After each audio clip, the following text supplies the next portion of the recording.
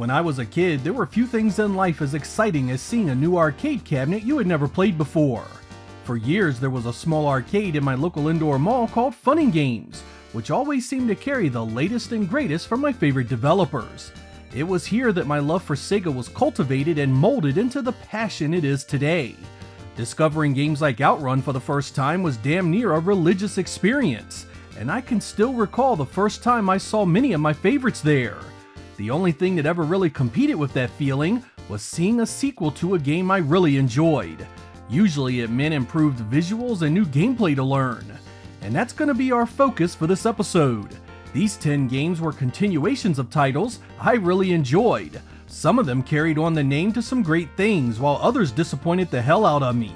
I've got a great mix of Sega and non-Sega related releases that I think you're gonna enjoy. So sit back, relax, and get ready for lesser known arcade sequels.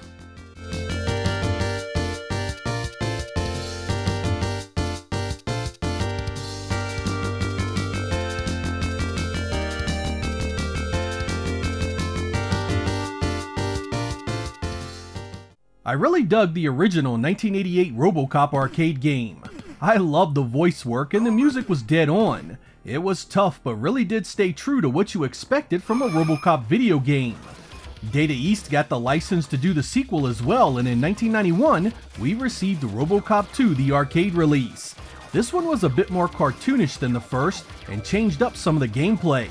It's now a combination beat 'em up and shooter, complete with holds, throws, and additional weapons to employ.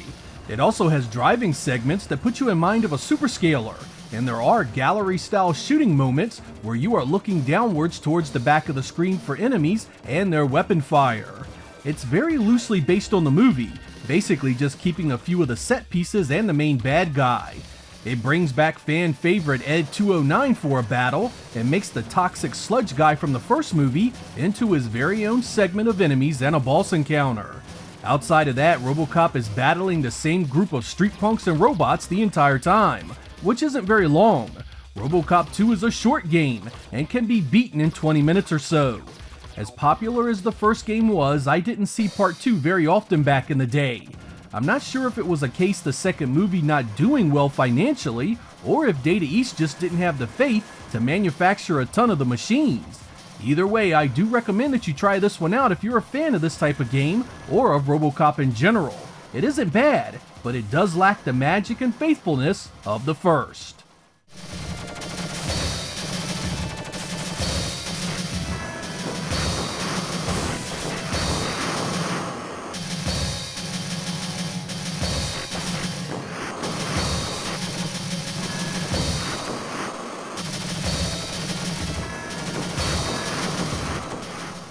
The Power Instinct series of fighting games had seen releases on everything from the arcade to the Sega Genesis.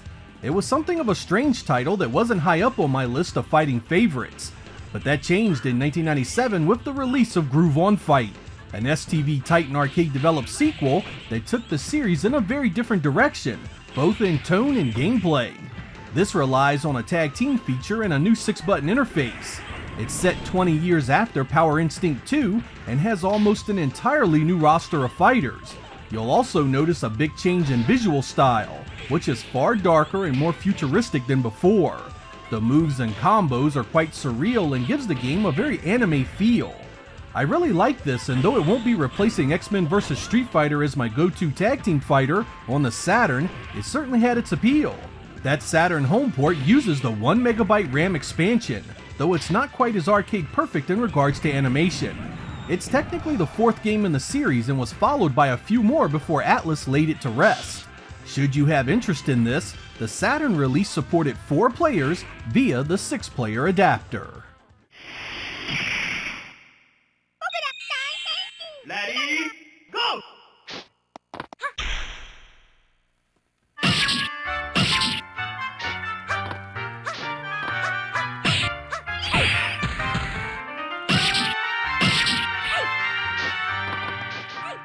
In 1986, Sega's Outrun burst onto the scene, igniting my love for arcade racing games. Developed by Yu Suzuki and what would eventually become AM2, it was beautiful, sounded incredible, and had a style all its own.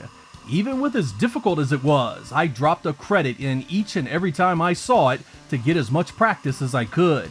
In 1989, Sega decided to release a true sequel called Turbo Outrun, which was developed by Sega R&D No. 8 and ran on similar hardware as the original. It had some big changes to the look and how it played, however. Instead of the split choices of the original, this one is more a checkpoint style race across various American cities. There's an upgrade system here that improves certain aspects of your car, and there is now a turbo option that allows your vehicle to use a boost for a big bump in speed. You have to be careful here because you can overheat and be forced into a slowdown to recover. There's also a ton of little additions here like obstacles on the road, the ability to actually jump and leave the ground, and each area having its own music. Despite the changes and additions, this was nowhere near as popular as the original Outrun. The arcade version is a good game though, and really nails that Sega magic. It was ported home to the Genesis in 1992, and as you can imagine, was absolutely butchered. Play the arcade original for the best possible experience.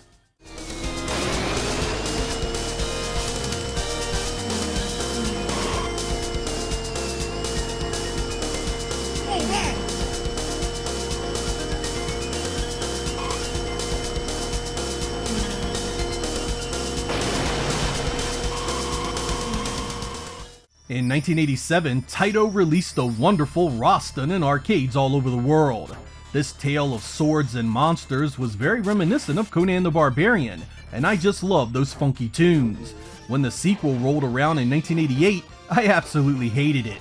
They changed the art direction for the worst, and man did it not play on the same level. I was really disappointed in how it turned out.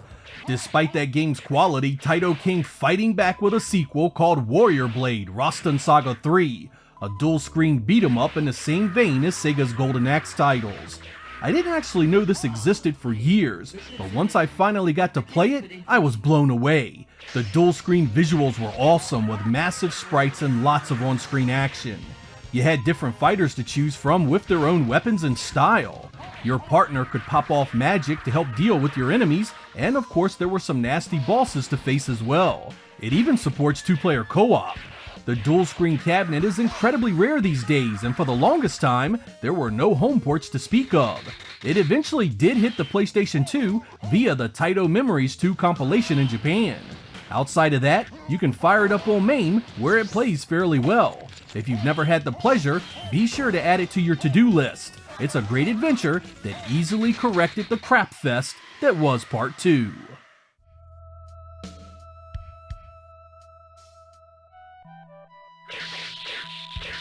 Wahrheit beschützen. Ich kämpfe dich an.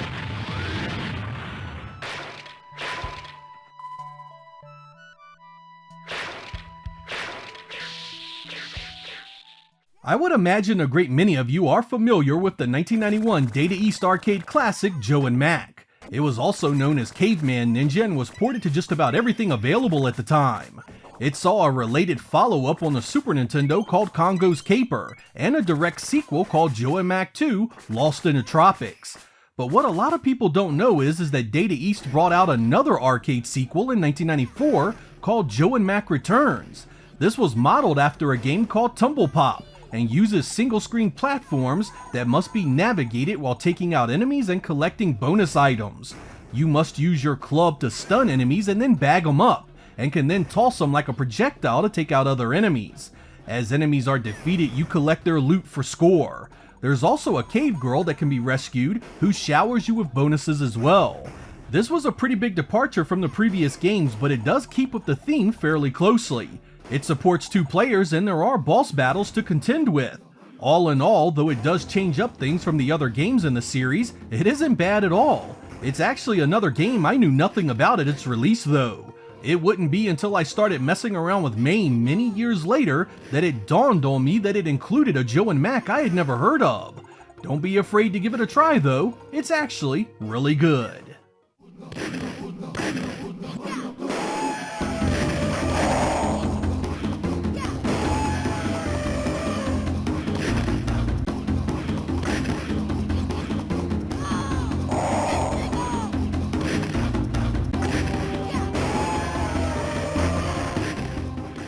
In 1982, Sega released Zaxxon in the arcade, an isometric shoot-'em-up that was very different to most of the other stuff you were seeing at the time.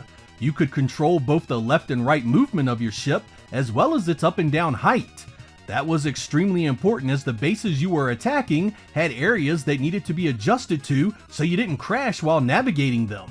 Sega had huge success with this coin-op and decided to release a sequel/update called Super Zaxxon right after. This was aimed at veterans of the original. It introduces a number of changes to the formula despite looking really similar. You get a new stage layout and color scheme, a couple of new enemies, a new boss, and the space fighting areas have been replaced by a tunnel section. But the biggest change is the speed. This is so much faster than the original Zaxxon. This led to a far more challenging game that did not do as well for Sega. It's so incredibly rare, I don't think I've ever actually seen one in the wild. There were some home ports to the various computers of the era, but home consoles were mostly left out. It's an interesting piece of Sega history and worth a play if you're a fan of the original coin-op. Just be ready to have your ass handed to you. The original Pitfall was quite the popular game at its release in 1982.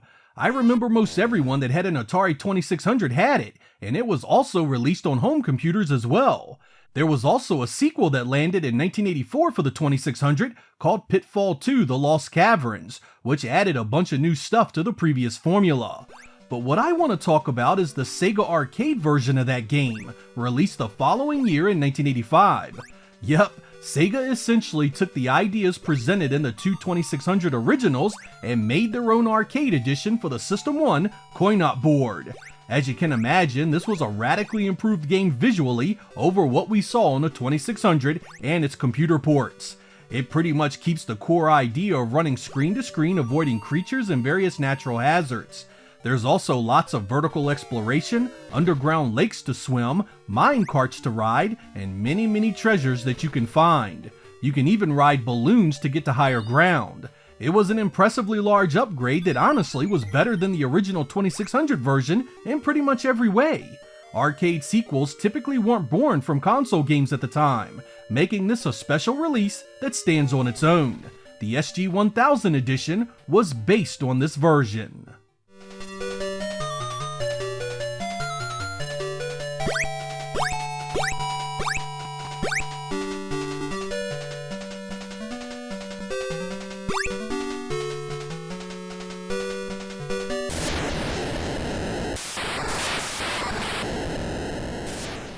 The original Fantasy Zone was a unique horizontal shooter that Sega developed for its System 16 arcade board in 1986.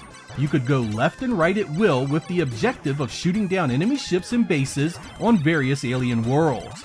It was colorful, had an upgrade system you could use based on the coins you collected in the game, and had impressively large boss battles.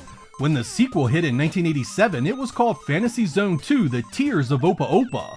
Most of you probably recall this because it was developed first as a Sega Master System title. It made a number of changes to the gameplay that really set it apart. You can now go to the shop whenever you want, there are warp gates that allow each stage to have multiple sections, and you have an energy bar that takes multiple hits before you die. All of that should have made this a fantastic experience, but the warp gates were basically blind jumps until you learned them all. Navigating these warps were a massive pain in the ass because you didn't know where the bases were. The following year, in 1988, Sega released an arcade version of Fantasy Zone 2 for the System E arcade board.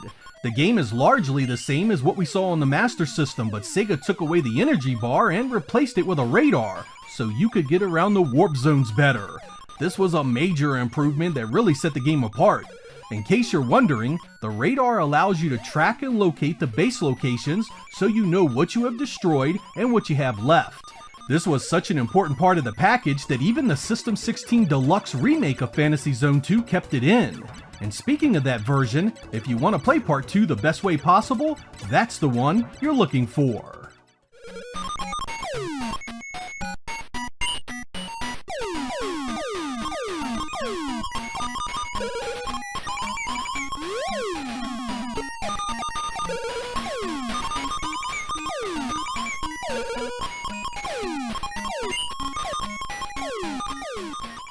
Truxton was a 1988 arcade vertical shooter that would go on to become quite famous.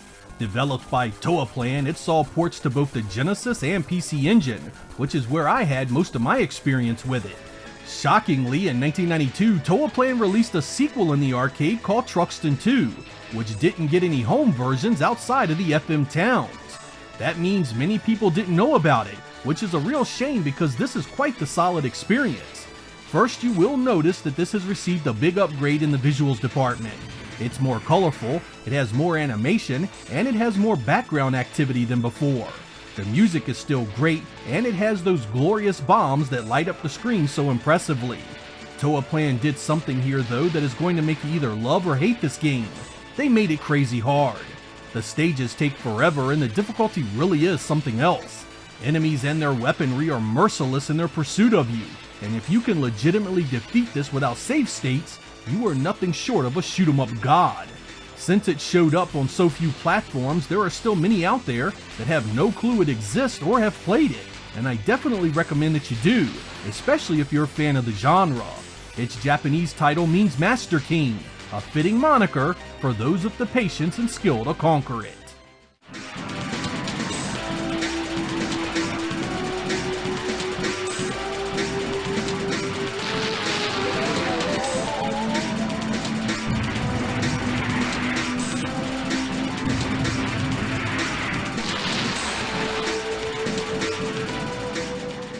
Our last entry is more a reissue / modification instead of a full-blown sequel, but I wanted to include it anyway because it's not one many people know about.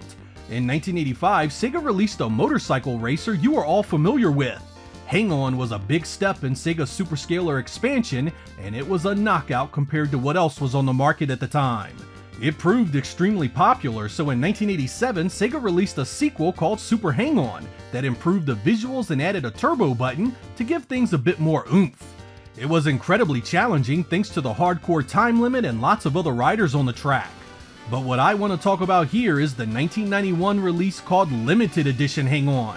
This was not a simple re-release of Super Hang On, despite what you may have read and heard. It does run on original hardware, but has been tweaked to be a more accessible experience. Many of the sections have been edited and the timer is more forgiving, typically giving you as much as 5 extra seconds. I wouldn't call it easy though, because there are sections of the tracks that have been left just as the original, and this can still be quite challenging, especially in areas like Europe. Playing them back to back, you will notice some differences in the trackside detail and the positioning of the various signposts. If you are a vet of Super Hang On, it's fun to fire this one up to see how things have changed. Also of note, Sega released this as a deluxe model cabinet that uses the original Hang On full motorcycle. It's rare as rocking horse shit, so if you run across one, be sure to give it a play.